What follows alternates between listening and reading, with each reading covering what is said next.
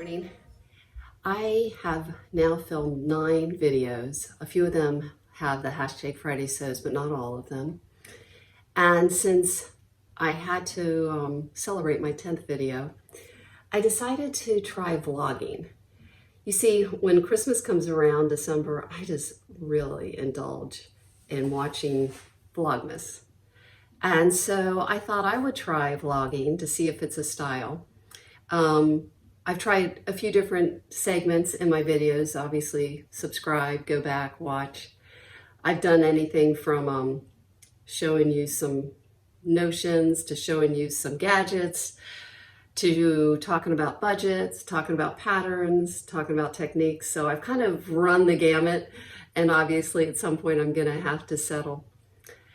I sew a lot and I have a really active mind. I'm just always thinking about the next thing. So I feel like I can have enough content that has sewing in it just in my daily life. So that's where I'm going to start. So let me tell you what I'm doing today. So far today, I have done my morning chores and I've worked on some YouTube stuff, which normally maybe that hour I would have used for sewing. But I think as my YouTube techniques get a little more practiced, I won't have to spend quite as much time on that. I want to make sure my head's not cut off. Let me go back a little further. There we go. So today I have a guy working right now out front. We're working on some landscaping, so that'll probably be a theme of the week. And when I get done videoing this, I'm going to go to Home Depot and pick up some paper stuff. And then I have been working on, I've been kind of like cleansing palette stuff recently. I watched Delilah, her channel, and she had made some snap bags. So I'm like, oh yeah, snap bags. So I kind of brought back an oldie, but a goodie. And so I made a few. I gave one to my son already. And then I just used an IKEA tape measure for the snap part. And then another oldie but goodie I brought back are these bags where you put your grocery bags in them. Now, of course, I try not to consume any grocery bags, but I've been doing pickup lately, and it's hard not to take plastic bags when that's the case. And my husband doesn't use reusable bags either, so I do have a stash of plastic bags that I use for this and that, and so now they're fully accessible. The other one that's up in the kitchen I actually did some embroidery on, so that was kind of fun to bring back that old skill. I've never been a big embroiderer, but I've always known the stitches, and so it's kind of fun. It's like doodling on, cloth, so it's kind of nice. As an update, so this is my Lamont top that I made the one day, and I took in the shoulders and it's still kind of big, so I have a little decorative pin in the back. I don't know if you're going to be able to see it. Ugh. There we go. And then you know how people front tuck shirts, and sometimes they'll give like the advice of putting a rubber band and tucking it under, and that's good too. But I've got even another idea, an additional idea, is you buy these clips. Here, let me show it to you. So it's like a little belt buckle, and they're usually in your hobby store, kind of over with purses and jewelry and so forth. And then I just feed that in, and it's kind of an idea. So, okay, another update on something I made was, remember I made this Rhapsody top and I said it's not my color palette? Well, I don't think it looks awful on me. That's not the issue, but the issue is that it looks horrible in my closet. And I like to step into my closet and have it look like a boutique.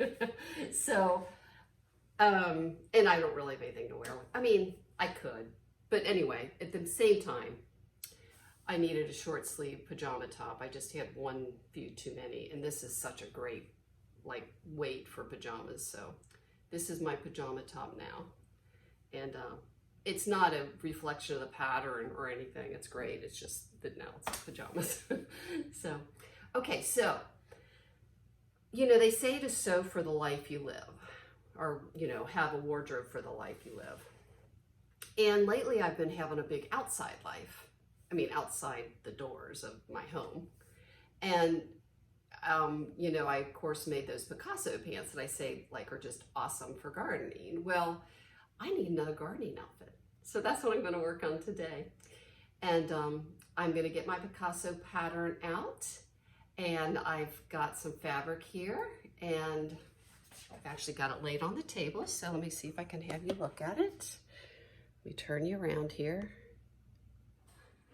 Okay, so you're on my cutting table where you're normally, but I just turned you around, so you're looking at my machine tables and my fabulous lights. And I'm going to cut out this pattern. So before I do that, I do need to finish up a project that I've been working on the last couple days. And I sewed this little dog on a shirt pocket for the 3-year-old grandson. And if you sew for children, and if you are going to do something that you're afraid they're going to think is boring, put a patch on it. And I let him pick it out. So now I did want to also say that I used friction pen all over this. And I also used Crayola markers to mark my dots. And I did it on the other shirt too. And they come out. It's great. Fabulous. So I will sew that on the left pocket when I get over to my machine. But before I do that, I'm going to cut out my Picasso pants. So I've got the cutting layout, and I will refer to that, but that doesn't mean I'll do it exact. And I'm going to do lots of pockets because these are utility pants. I'm wondering if I should make it like a utility vest or jacket. What do you think? I mean, wouldn't that be cool? And okay, so I'm kind of rubbish at journaling, like the worst. So what I find for me is that if I write notes, I appreciate reading. My future self appreciates that I wrote a note. So I wrote on here with my last twill pair, which was in February. I wrote lengthen the next pair and shorten the front rise. So like, I'm glad I wrote that. Okay, so I would say that this is in that classification of patterns that's like easy, except there's a lot of pieces. So sometimes they do that, like I've seen that on coats and so forth, where it's not that like each step is hard, it's just that you have to keep track of a lot of pieces. So I'm gonna go through and count these pieces, because like in front of me here, I see number 16, for example. And of course I added some pieces with those pockets. So I've got a lot of pieces here. Now another thing I do is I have over on the other side of the room, and I'll insert when we get to the side here, and that way I can insert some video or a picture. I have my patterns hung up because I find that I won't refer to them unless they're accessible. And sometimes you do need to refer to a notch that you missed, or maybe you need to, what do they call that? Like marching out a pattern, walking out a pattern, where you like for example, okay, how am I going to do this?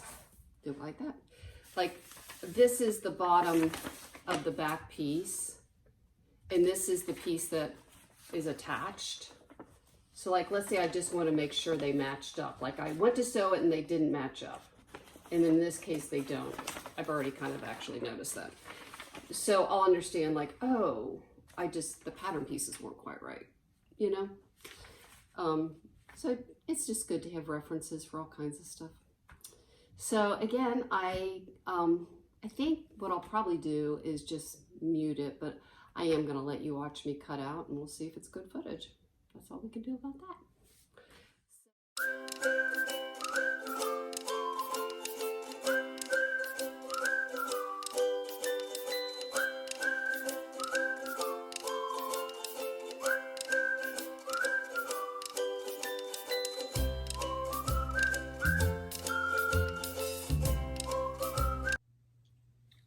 Well, change of plans.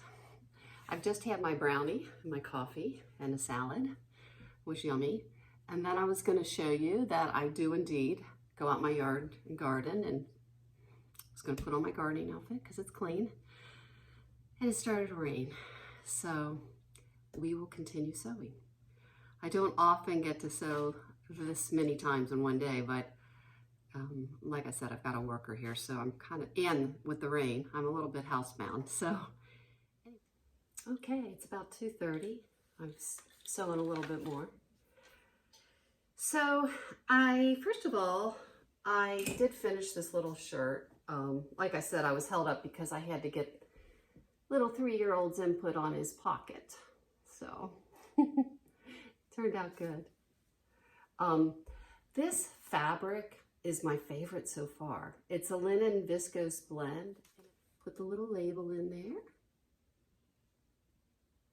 there. And this time I did remember to honor the break point and the reveal. So my understitching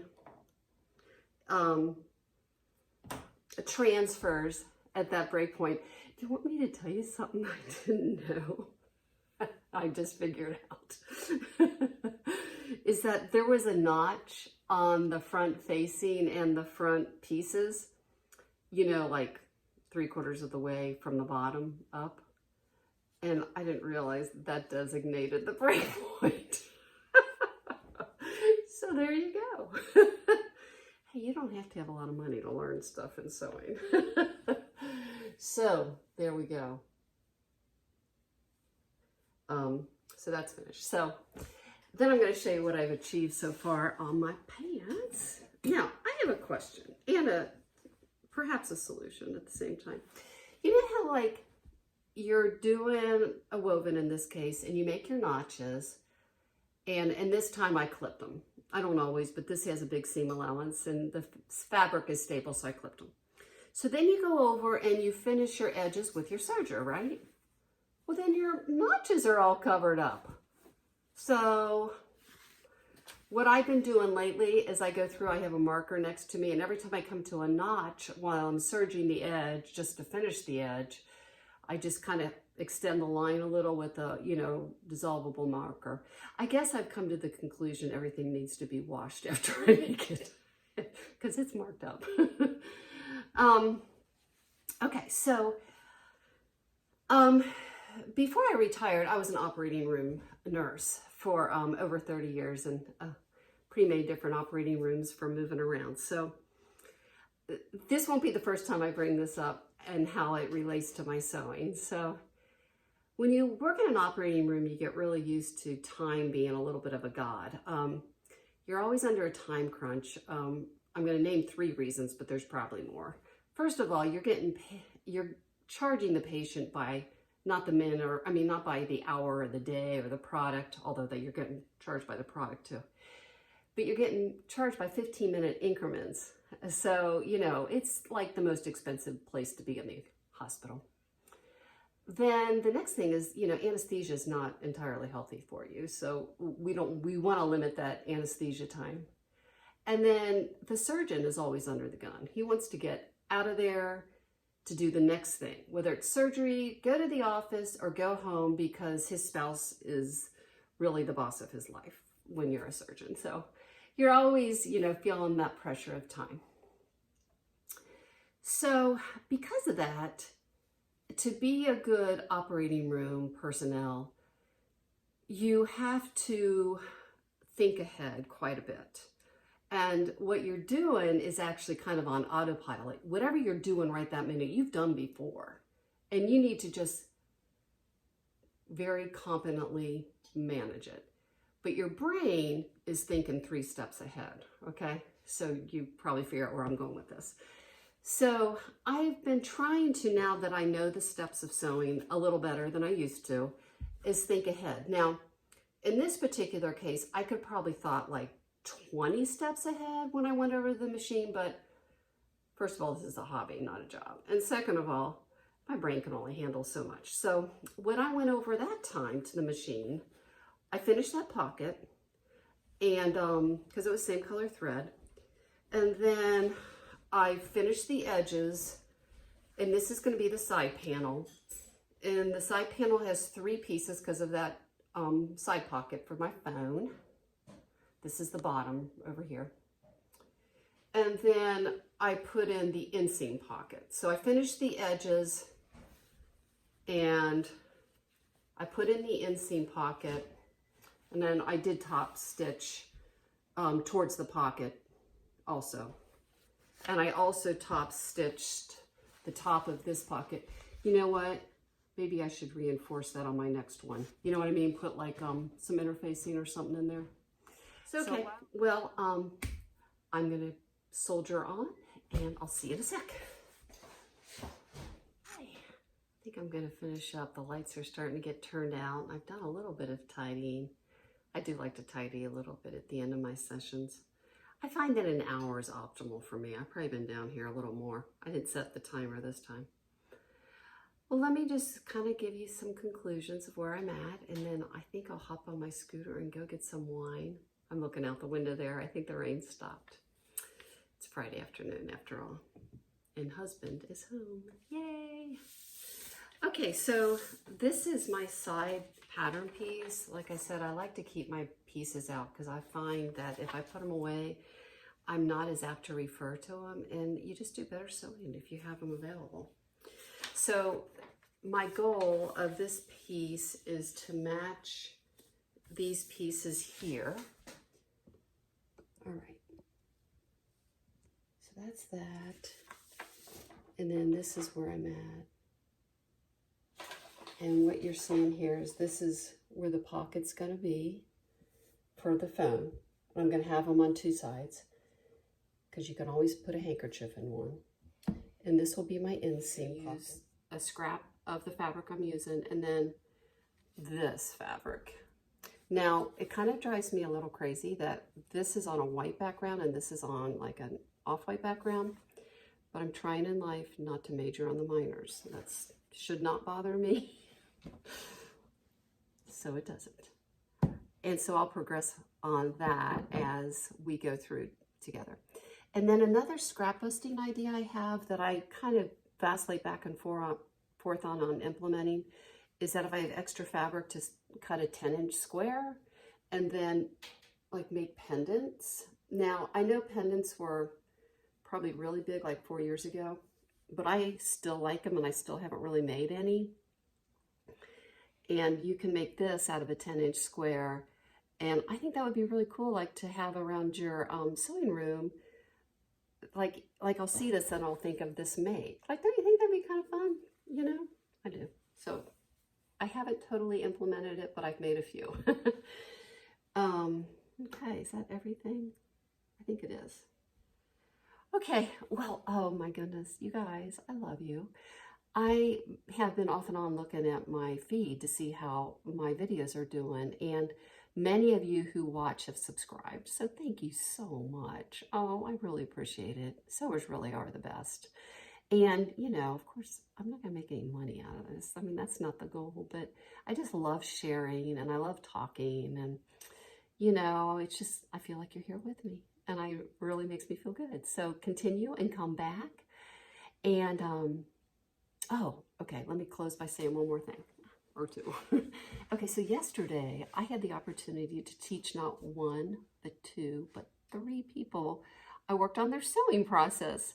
So I'm going to insert that vlog here. Now, two of them were my grandkids, and I just didn't take any pictures while they were here. And of course, you've got to be so careful about what kind of stuff you produce, you know, with your kids' pictures on it. But I worked on their sewing, and they both did such good edge stitching. And what we did is we made these bifold wallets out of that cork fabric. So, like, you know, I didn't have to serge the ends, or anyway, it's super simple. And they both did such a fabulous job. And one of them is like so into money right now. Like, he's adorable. And of course, trying not to talk about grandkids too much, but you know, when you get older, kids are so precious.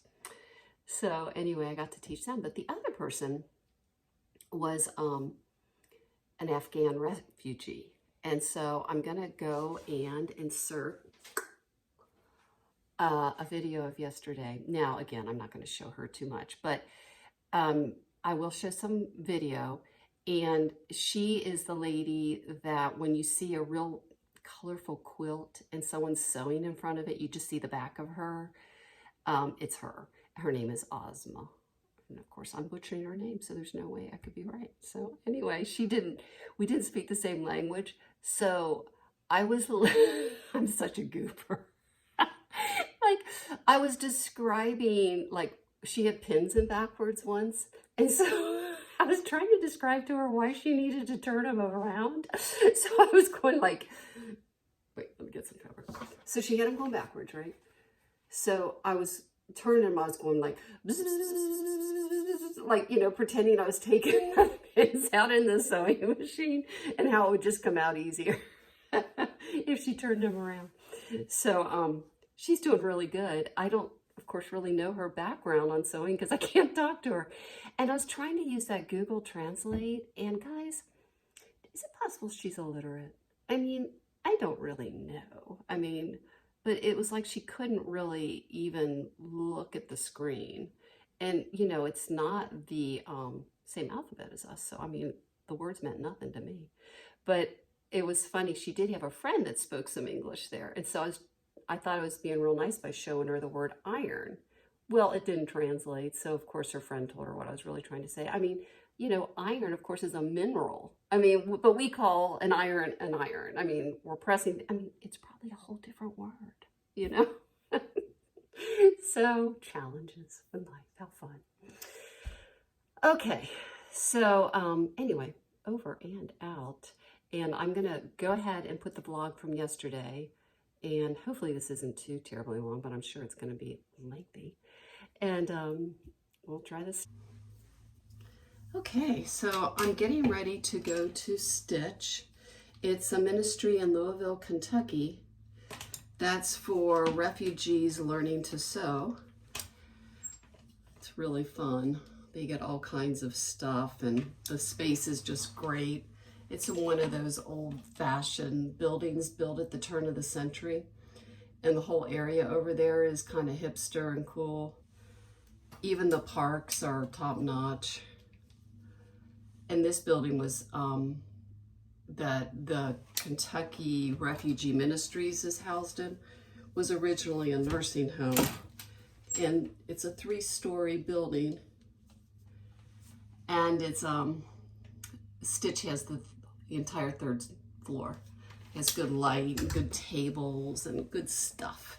So how it works is that these refugees come and they signed up for this ministry, and they get services and help and stuff, and they get language assistance. And then when they get to a certain point, they're allowed to learn to sew. And it's only for women. No men or children are allowed, so it's a safe space. And they learn to sew, and they can either make products for their home, their children, and we give them all kinds of stuff. Like once their skills are decent, they even get a sewing machine. And all the supplies, like I said, they're donated. So we have fabric and scissors and patterns, all of it. Like if you've ever had to clean out an estate and you wonder what to do with all that stuff, this is one of those places it goes. And it, you know, gets upcycled. So that's where I'm going. But anyway, another thing that students can do is they can make products. Like if we're making, let's say, purses. Like when I first started, like the project was someone had donated all this samples of upholstery fabric, and they were kind of pretty, and they were like 18-inch square. So we made purses out of them, and it was really cool. And sometimes it's fun to see how the ladies combine their colors and patterns and stuff, because it's different from, you know, anything I would do.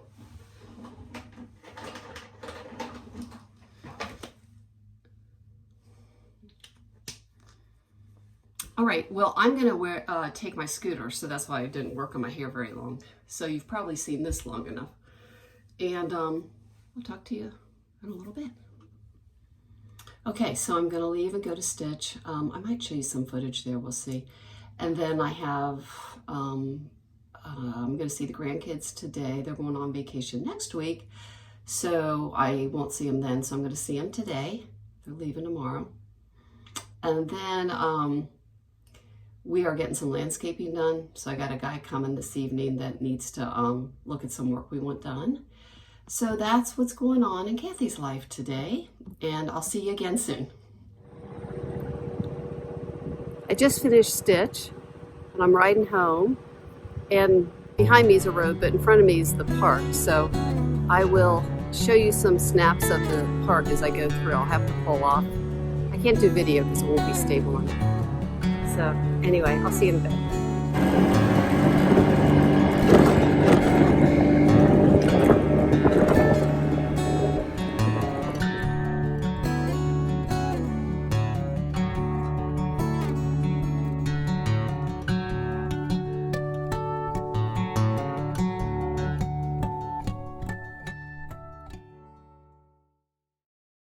Style again someday. Have a great day and happy sewing. Bye-bye.